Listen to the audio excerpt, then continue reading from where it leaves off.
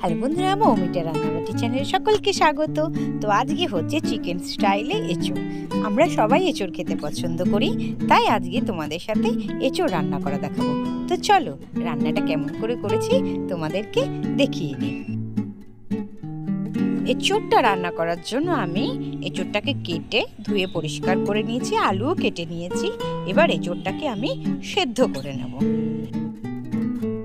সেদ্ধ করার জন্য আমি প্রেসার কুকার নিয়ে নিয়েছি, জল দিয়ে এঁচোড়টা আমি সেদ্ধ বসিয়ে দেব।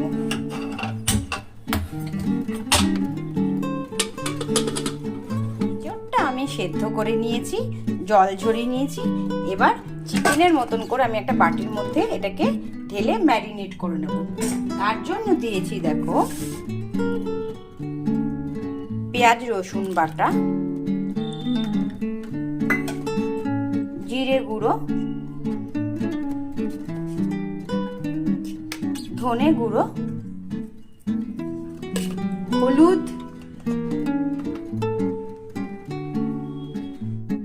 লঙ্কার গুঁড়ো আর 1 চামচ আদা বাটা। আমি সম্পূর্ণ এই উপকরণ দিয়ে আমি চিকেনের মতন এটাকে ম্যারিনেট করে রাখবো। এঁচোড়টা আমি ম্যারিনেট করে রেখেছি, কড়াই গরম বসিয়ে দিয়েছি। আলুগুলো আমি এবার ভেজে নেব। আমি তেল দিয়ে দিলাম,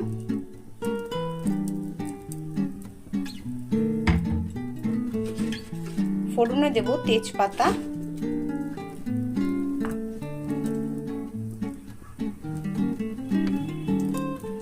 আর সাদা জিরে।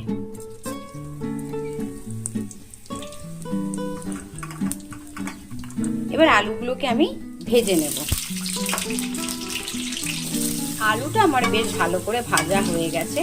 এবার আমি ম্যারিনেট করা এঁচোড়টা দিয়ে দেব।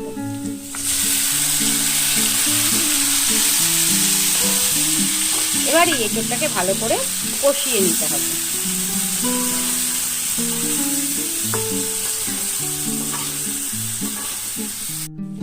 আমি এবার দিয়ে দেব সানরাইজের দেখো একটু মিট মশলা,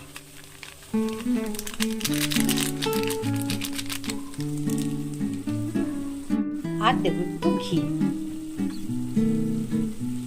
এটা দিয়ে আমি ভালো করে আবারও কষিয়ে নেব।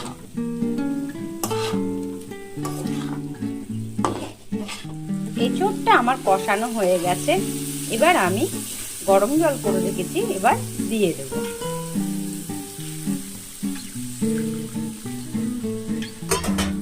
দিয়ে আমি এটা 10 মিনিটের মতো কুক করে নেব।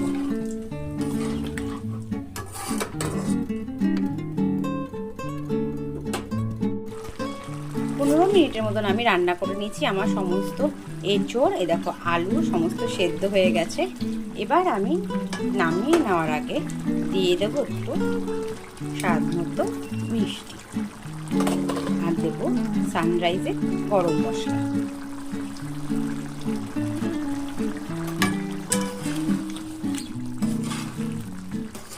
আমার রেসিপিটা কমপ্লিট। এবার আমি রেসিপিটা এঁচোড়টা আমি নামিয়ে নিয়েছি। একদম ঘরোয়া উপায়, সাধারণ উপকরণে আমি চিকেনের মতো করে এঁচোড় রান্না করেছি। তো রেসিপিটা যদি তোমাদের ভালো লেগে থাকে অবশ্যই সাবস্ক্রাইব করে নিয়ে লাইক কমেন্ট করতে ভুলো না।